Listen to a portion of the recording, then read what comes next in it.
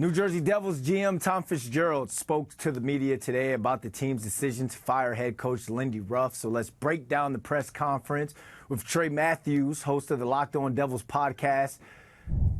Trey, I guess good day in Jersey for Devils fans. We spoke to you a couple weeks ago, and it was more about the when Lindy Ruff was going to be fired. What was your initial reaction when you heard the Lindy Ruff news? It was a good balance of me being surprised and me not being surprised, because the thing is, like I said it on this show, which was on this California road trip, if the Devils had lost two of those three matchups, then he might have been gone. If they had lost all three, then I would have bet my bottom dollar that he would have gotten the boot. And as a result, the Devils did lose two of those three matchups in California. And I had a feeling that there was going to be a change in the organization, because the thing is like I had interviewed some of the players, and when I asked them about Lindy Ruff, a few of them seemed to dodge the question. Now, that's just from my personal perspective. And at the end of the day, it was just like, okay, they finally went through with it. They decided to go in a different direction. There's a few games remaining in the season, and I was just actually surprised that Tom Fitzgerald and company actually went through with it, because he and Fitzgerald actually have a very good relationship, like they're buddies, and that's basically the vibe I got from it. Yeah, when you talk about the players kind of being coy on it, anytime players aren't speaking on a coach when he's on that hot seat, you know it's time, or it's about to be time for that coach to be fired. What are your thoughts on the interim head coach, Travis Green? I don't think he's going to be the long-term solution. I think for right now, he's just a temporary fix. He was the power play coach for the Devils, which got off to a very good start, but unfortunately, they have gone downhill ever since. But for the time being, I don't agree with some of his decisions, including deciding to scratch Shimo and the Mets. I don't think that really helps the Devils. Alexander Holtz is still being used on the fourth line. I think Holtz needs a bigger role.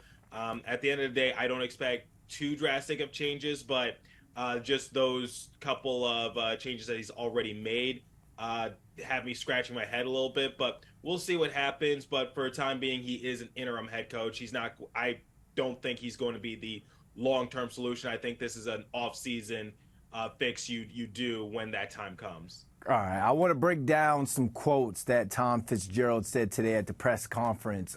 First one, he said, quote, "I started to see certain things I value as a team that wasn't changing." We're going back to talking about Lindy Ruff.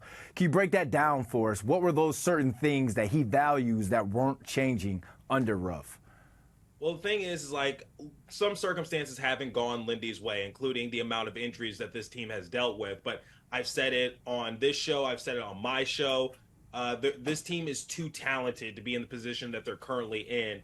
And basically what Eric Hollis said was that they have to win out if they want any chance of making the playoffs. And the thing is like you had to make a drastic move. And what was that going to be? Was it going to be a big splashy trade? I don't think that's a likely scenario. Where you're going to get a new voice behind the bench. I think ultimately Tom Fitzgerald, he had to pull the trigger on something, and ultimately he decided to say, okay, let's get someone new behind the bench, and let's see if the players can respond to it a little bit better. But I just think from my perspective, it's just Fitzgerald saying like this team has a lot of talent, they have a lot of capabilities, they have a lot of potential, and unfortunately they're in a very bad situation in which they have to like basically win the rest of their games, and they have a very, very tough schedule ahead of them. They still got to play the Toronto Maple Leafs. They got to play the New York Rangers a few times. They got to play the Vegas Golden Knights. They got to play the Dallas Stars. There's a lot of good playoff caliber teams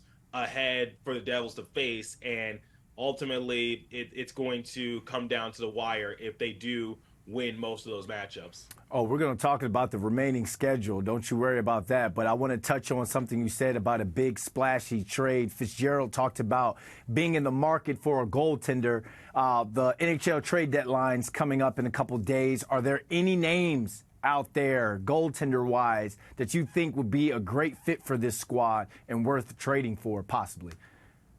The thing is like I've been hearing it. Like some names that come to mind are like Jacob Markstrom, John Gibson, UC Soros.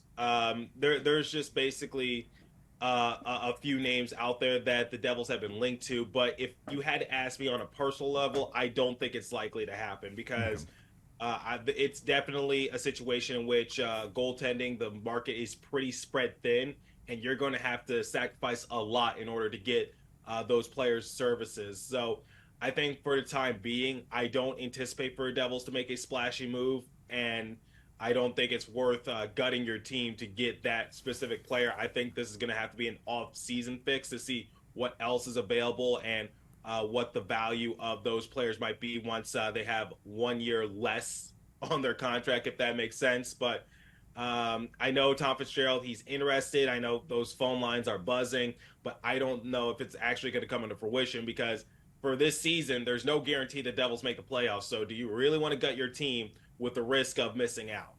You talk about there's no guaranteeing this team can make a playoffs. Tom Fitzgerald said, quote, "Why can't we put a string of games together and jump right back in this?"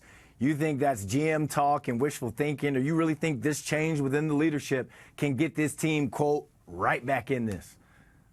Well, it's not a 0% chance, but the odds are not in the Devils' favor. So you're saying there's a chance? There's a chance, but it's not likely. Okay. Let's just put it that way. A lot will have to go the Devils' way, and I literally just said moments ago that there's a lot of good teams that the Devils still need to face because they have not faced the Toronto Maple Leafs this year. They got to play the Dallas Stars, the Vegas Golden Knights. There's a lot of good teams that the Devils need to play. So I would say like anything is possible, but all will have to go right. And like I said on my previous appearance, the Devils have to go out and actually show me that they can do it. So far this season, here's what they've shown me, that they're wildly inconsistent. And if you really want to turn it around, I'd be surprised and I'll be in their corner, but they haven't shown me anything yet. So my opinion is it's possible. Is it likely? No. We got to end it there, but tell the people where they can find you.